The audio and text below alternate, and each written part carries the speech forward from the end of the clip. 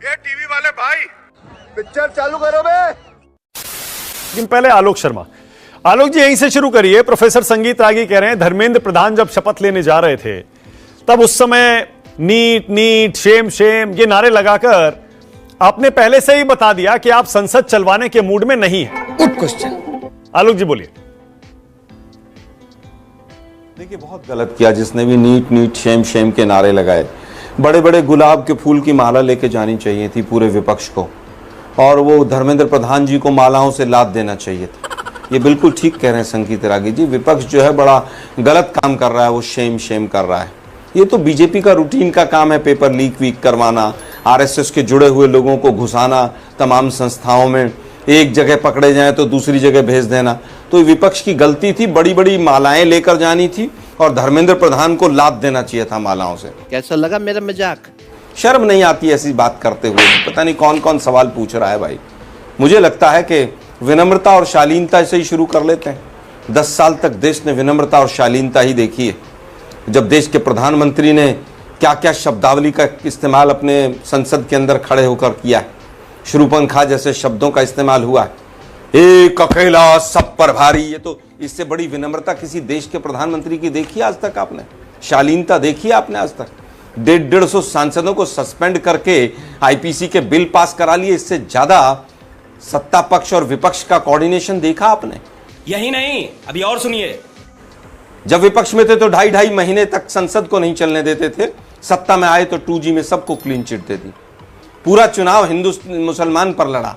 कोई भैंस खोल ले जाएगा, मंगलसूत्र खोल ले जाएगा, मुजरा करेगा विपक्ष, और अब विपक्ष नीट पर आवाज भी ना उठाए, नीट पर भी गुलाब की माला लेकर जाए और धर्मेंद्र प्रधान जैसे निरर्थक और मैं कहूंगा कि बिल्कुल अक्षम शिक्षा मंत्री को मालाएं पहनाए। वो ये सत्ता पक्ष उम्मीद करता है?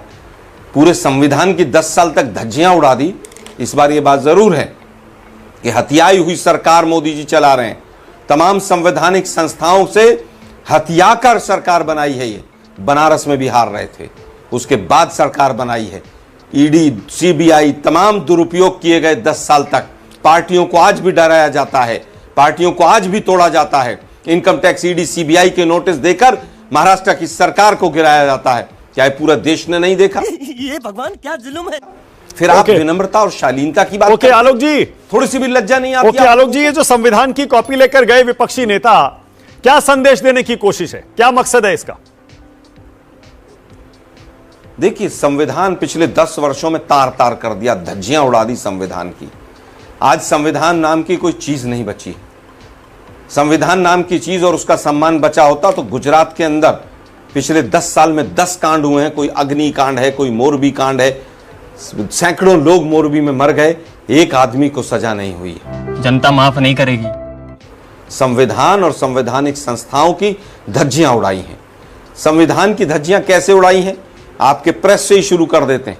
वर्ल्ड प्रेस फ्रीडम इंडेक्स में नीचे, करप्शन परसेप्शन इंडेक्स में नीचे, ह्यूमन फ्रीडम इंडेक्स में नीचे।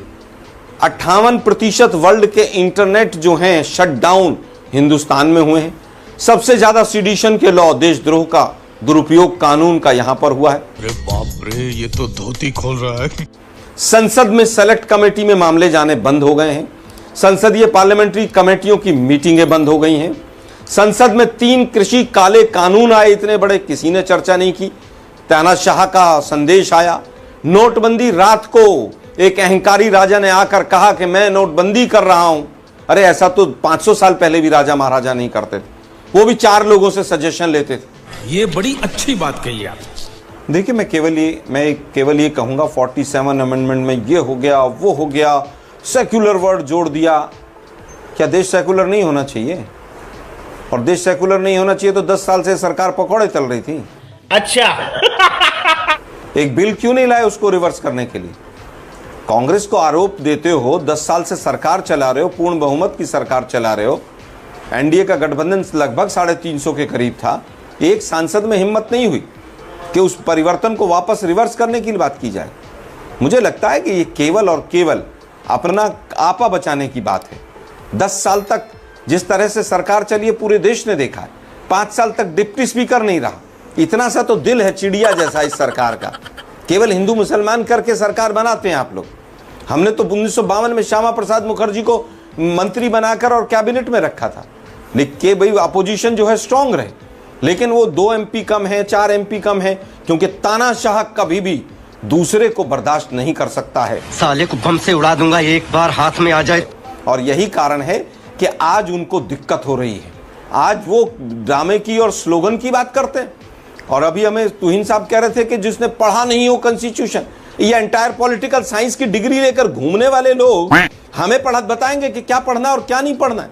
हमने कॉन्स्टिट्यूशन में महत्वपूर्ण भूमिका निभाई है, बनाने में भी, उसको एनरिच करने में भी और उसको संभालने में भी। बात तो सही है। और 10 साल में आपने उस संविधान को तार तार किया है, इसीलिए आज सारे सांसदों को वहां पर कॉन्स्टिट्यूशन आलोक जी को दिखाना पड़ा। आलोक जी, ड्रामेबाजी कौन करता है? ड्रामेबाजी वो करता है जो केवल माथा टेकता है वहां पर कॉन्स्टिट्यूशन पर, और फिर जाकर कॉन्स्टिट्यूशन की पार्लियामेंट में धज्जियां उड़ाता है। अच्छा आलोक जी, आलोक जी, अब छोटा सा सवाल, उसको अगर कम शब्दों में आप जवाब दे पाए तो।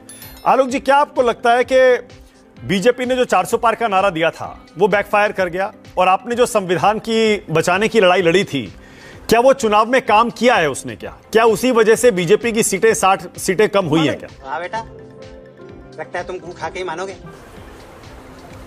मानक जी 60 नहीं 150 से ज्यादा सीटें नहीं आती।